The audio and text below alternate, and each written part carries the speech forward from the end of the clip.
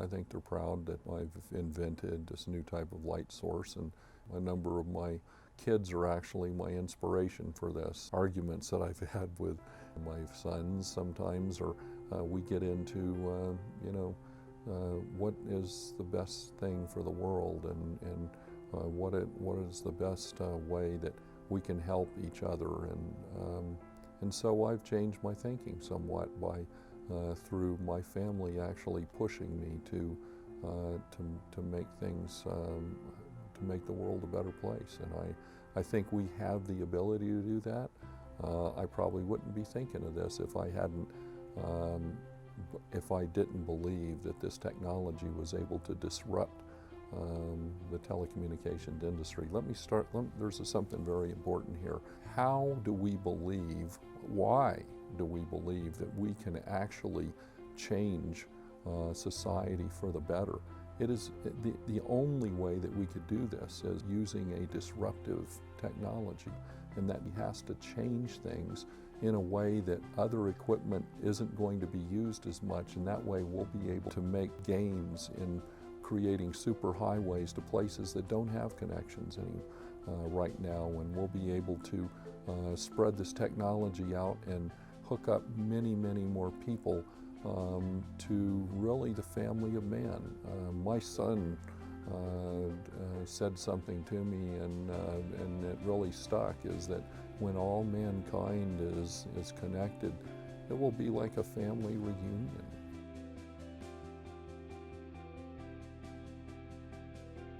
Optipulse is a company, a startup company, that has invented a new type of light source, and this new type of light source is basically tens of tiny lasers that are on a chip the size of the head of a pin, and it has enough optical energy in it to send a beam of light, and with it very, very high-speed data.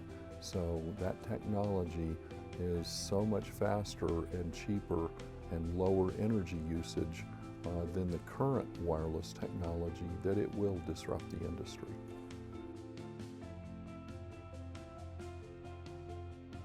We have just invented a new photonic source, which we believe is the world's record at 25 gigabits per second for a single channel. And that would be able to send the full Blu-ray movie in 1 second of wireless link.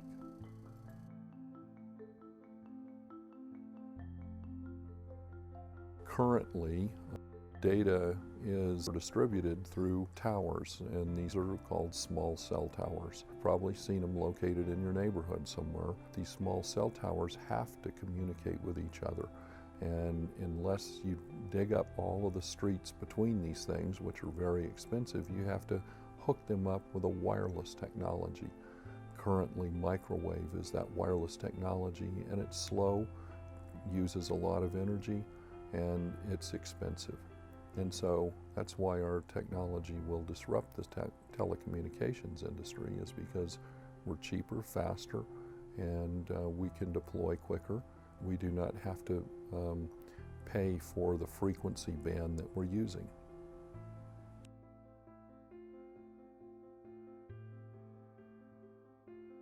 You have a light source that turns on and off, and that's the exact same thing that happens in the data center to fiber optic cables. Is you have a light source that turns on and off and flows down this fiber optic source to wherever it goes.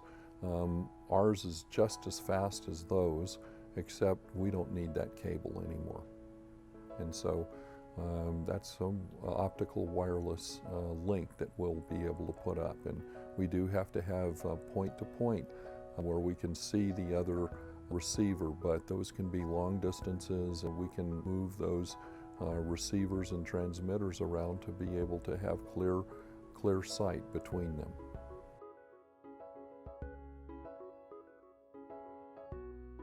The good news about weather is that we've changed our photonics light source. This new type of light source spreads the power into a beam that's fairly wide. And so that beam, if you cover it with many, say, snowflakes or rain, or just so long as you're not cutting off the entire beam, you're still getting data. So at any point in time, weather really isn't affecting it, because there's many places where there might be particles in front of the beam, but some of the beam is getting through, and that still allows us to get a good signal.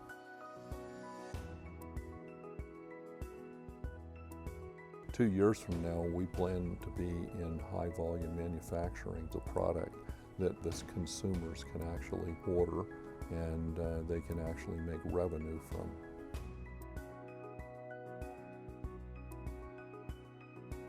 Optipulse believes that using our technology, we're able to span longer distances for cheaper prices, and we'll be able to actually use public financing to make superhighways into places that are currently not connected and really need to be connected.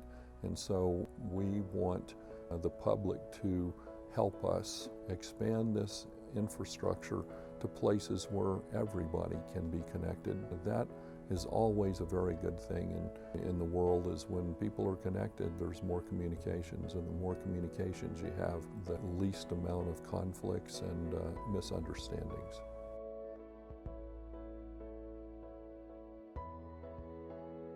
Mankind's greatest achievements have always been an advancement in communications. And just as the stone tablet is recorded information and allowed business, or the printing press has allowed many people to have knowledge, or the telephone or the radio or the TV, all of these advancements in communications have helped society. And I found that this new invention is able to change the communications industry in a way that could now enable many, many more people to be connected. And right now there's a digital divide between people that are connected and have very fast connections, and those that really don't have fast connections or aren't connected at all.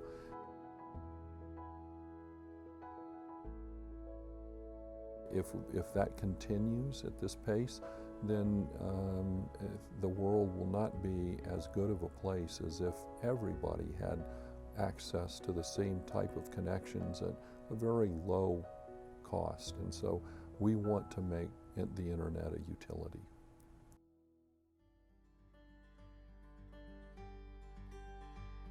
Companies that own the equipment control who gets it, how much they pay for it, and how fast that is. That is the current state, and unless we change that, then we don't have a chance to really change society for the better. And so that's why I use disrupt. I want to disrupt that model. It's actually creating a big problem with net neutrality. When a company can decide who gets the internet and how much they pay, and it's only the rich people that pay, then or get the access to the knowledge, then it creates a problem in society. And we want to change that through our technology. It doesn't have to be through bills and laws that don't work anyway. The only way we can do that is through a technology that is so fast, so cheap, so powerful that when we distribute it, we can distribute it in a new way that isn't based on how much we can get for it and how rich certain people can be in order to control it. We want the public to control it, and that's why we're coming to you, to the public, to ask you to please invest in this, control this technology in order to protect it from that happening where only a few will control it and they'll tell who gets the fast speeds. We want the public to be able to determine that. And I think that's the best thing I could do as the owner of this technology, is put it into the public's hands.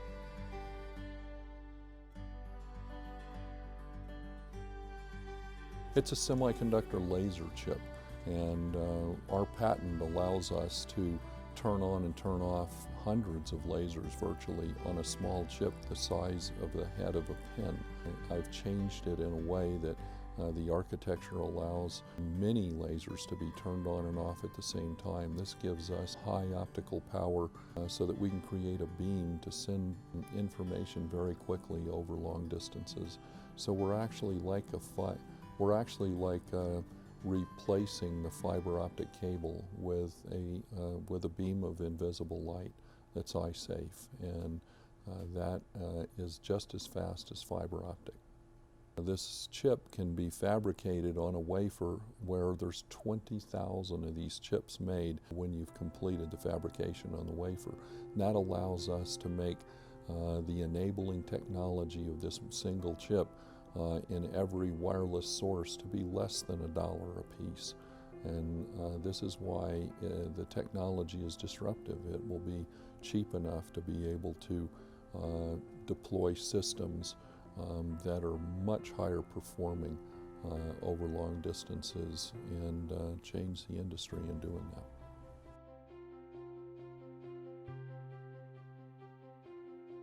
Basically, microwaves are our competition, and microwaves have been sending wireless data for quite a while, and that's currently what the market is using for wireless data. And so to send wireless data right now, they have a microwave source that is aimed at a receiver somewhere off in the distance, and that microwave source is spreading microwaves through the air and is being received somewhere off into the distance. It uses more energy than we use, and it does create problems for some sensitive people that are near microwaves. So microwaves are viewed by many as an issue and a problem. Obviously, they heat things up. How much are microwaves used? There's a lot of microwave systems being used in the world right now to send data.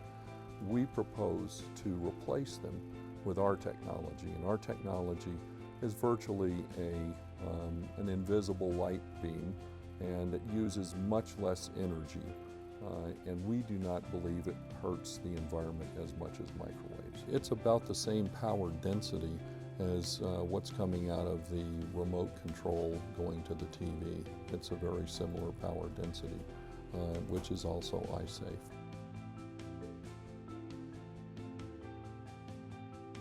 Well, I've been working in optimizing these tiny lasers that I worked on many years ago at Sandia National Labs, and these lasers turn on and turn off at 10 billion times a second currently, and they are behind every fiber optic cable in the data center now. They're a product, but one of those lasers are the size of, well, 10 microns, and 10 microns, it's very, very small. We can fit 100 of those lasers on a chip that's the size of a head of a pin, straight pin.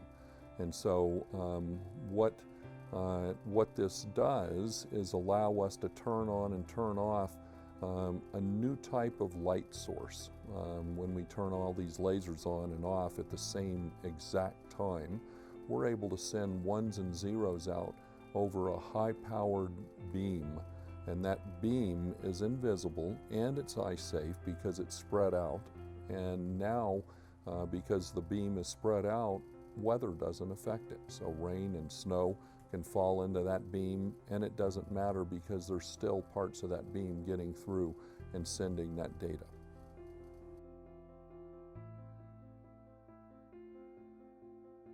Semiconductor architecture. So that's what I enjoy being creative with. But on another level, I paint. I do oil paintings and watercolors.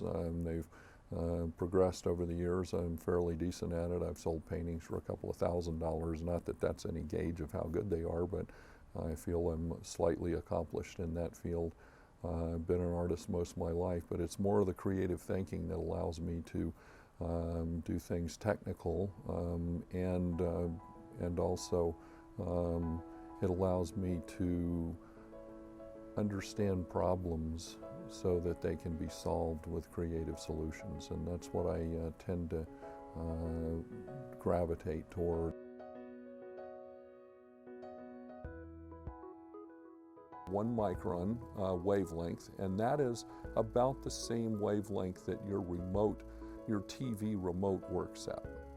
So your TV remote has a small light source in it, and it's sending data, very slow data, to your TV, but it's about the same wavelength. And so that's where our systems operate at, is an invisible part of the spectrum that's actually part of the sun spectrum.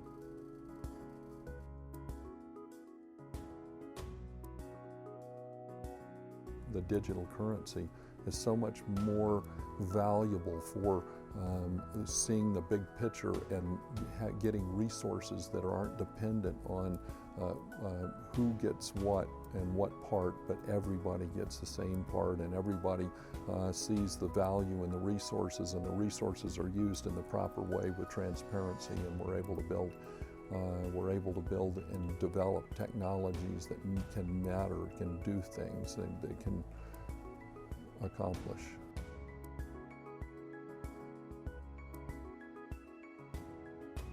One of the biggest problems is communications. There's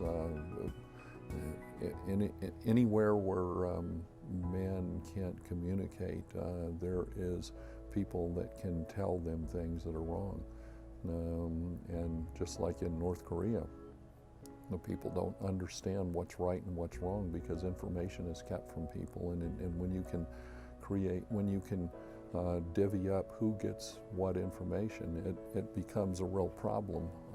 And that's what Optipulse's mission is to disrupt that thinking that is prevalent in today's world economics.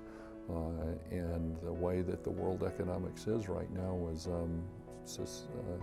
our society is advancing because of all the incredible technology that we have, but unfortunately it's leaving a lot of people behind, and is a direct result from people that take advantage of the technology and only provide it to people that can pay for it.